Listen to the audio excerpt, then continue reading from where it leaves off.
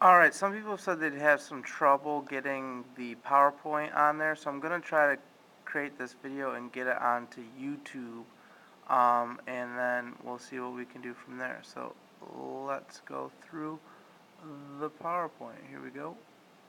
Here's Christopher Columbus. Try to get in.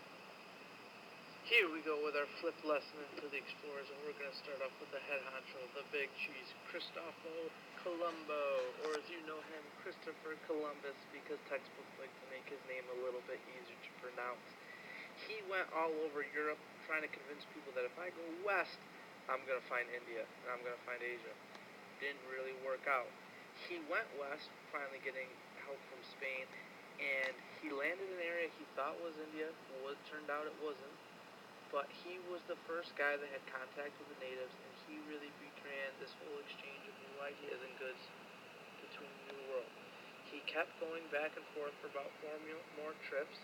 He was really looking for some sort of riches, gold, treasures, big-time trade goods, and he didn't really find them, but he did really bring in that first initial contact and really set the course for what was going to be relations between Europe and the natives for the next 100, 200, 300 years or so. Not saying it was a good thing. We'll talk a little bit more about that later in class. But Christopher Columbus was the first explorer to really bring everybody over to the New World.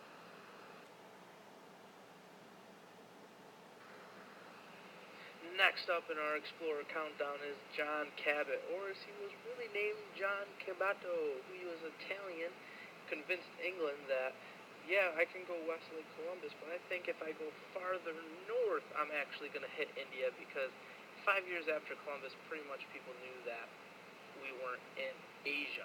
He went more in northern route. That beard helped out because it's colder up there. Landed in what was present-day Canada. Didn't really touch down and have any interactions with natives there, but he showed Europe that, hey, there's a lot more land here than we thought of before. Cabot wasn't really successful on his second voyage. Basically, he left and tried to go and see what else was there, because he wasn't there very long in his first voyage, and he never came back. But he did kind of get England its first kind of footing into the New World.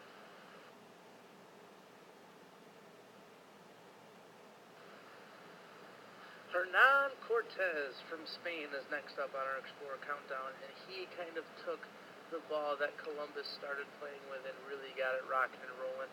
He leaves Cuba in 1519 and starts to explore what is now present-day Mexico, and finds one of the largest empires with the biggest city in the world at that time, the Aztecs. And like any conquistador, he has one thing on his mind: conquer, conquer, conquer. He's seeking gold, he's seeking riches. It takes him about 2 years to successfully defeat the Aztecs. His technology won over. He had guns, he had armor, he had horses, and he had a lot of native friends who did not like the Aztecs on his side.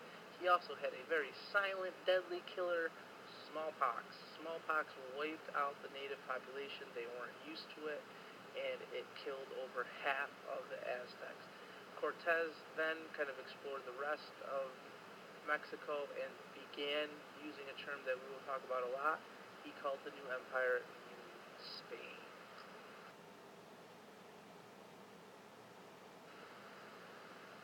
Francisco Pizarro carried on the trend of Spanish conquistadores wearing feathered hats, but he also added some armor to it. He also kind of took Cortez's game plan and applied it farther south into the Incan Empire, which is what present-day Peru, and by the time he had gotten there, smallpox had decimated the population. There was a lot of infighting happening with the Incas because they did not understand what was happening to them, and he used that to kind of get people who did not like the Incas on his side.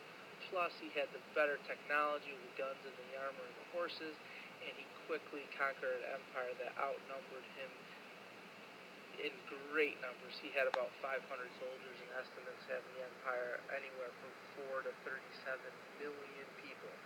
So he brought the Spanish Empire farther south into South America and really kind of gave Spain a stranglehold on the New World territory.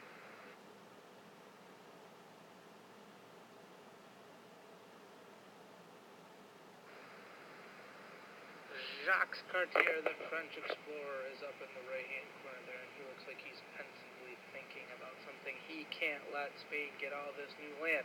So in 1534, he leaves France and begins to kind of follow John Cabot's route, of a northerly route, to the Americas, and he gets in there and he finds this big river, and he hopes that it's this thing called the Northwest Passage that we've been hearing about. By 1534, people are starting to think, you know what, maybe we didn't land in Asia. Maybe there's an all-water route. If we keep going west, we'll find a way through this land and get to Asia where we really want to go. And he thought he had found that in the St. Lawrence River. He quickly found out that he did not.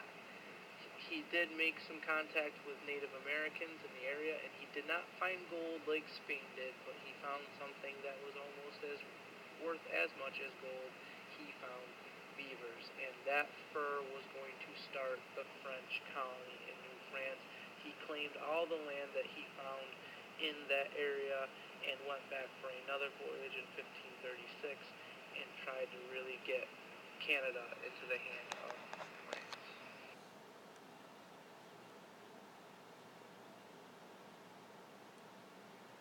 A Spanish conquistador ditches the hat and the feather because he's walking through the desert southwest in the United States, and it is hot, hot, hot.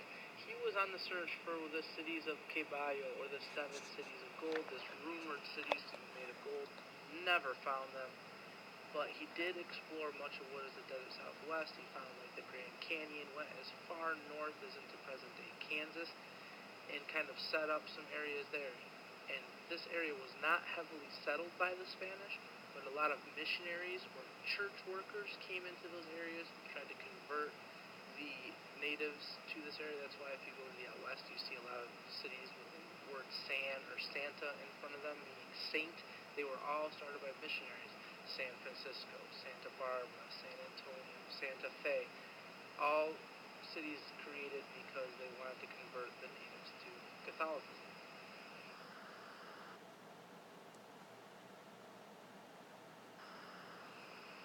Not to be outdone in the world of exploration or in the world of fashion. I mean, look at Sir Walter Raleigh. Look at that collar that he has. That is something else. He takes off for England and says, well, people are going north, the Spanish are going way south. What if I kind of take a little bit of a middle voyage in 1585, 1586? And he does just that, kind of exploring around where present-day North Carolina is. And he has kind of a thought that most other European countries were not having. He wanted to start a colony, and in this colony he wanted people to go and live there and still be run by England. And he tried a couple of times at Roanoke. He was not successful. We're going to talk about why he was not successful and kind of the mystery behind that in a future lesson when we get the historical crime scene investigation unit going. I've already said too much, but man, look at that collar. I'm excited. You should be excited. Let's keep looking at different explorers.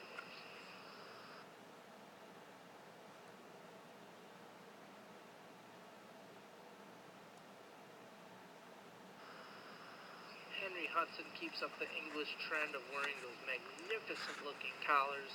Man, if I could wear one of those today and not get laughed at, I totally would.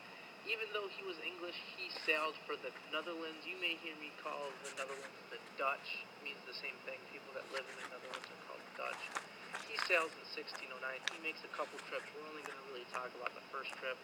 The first trip he sails kind of following Cabot's voyage, Cartier's voyage a little bit earlier, but he goes a little bit south of them, and again, he's looking for that Northwest Passage. Thinks he found it. He finds this really deep, really wide river that's full of fish. Only one problem: it doesn't flow east or west. It flows north and south. He names it the Hudson River after himself. He claims the land for the Dutch, and the Dutch create 2 colonies in the next couple years. One called Fort Orange, which today is known as Albany, and one at New Amsterdam, which is called New York City. Both were created to do it, to continue the fur trade and trading of all sorts of other goods with the natives. The Dutch were all about trade, and Henry Hudson and his collar were the reason why the Dutch started their colony.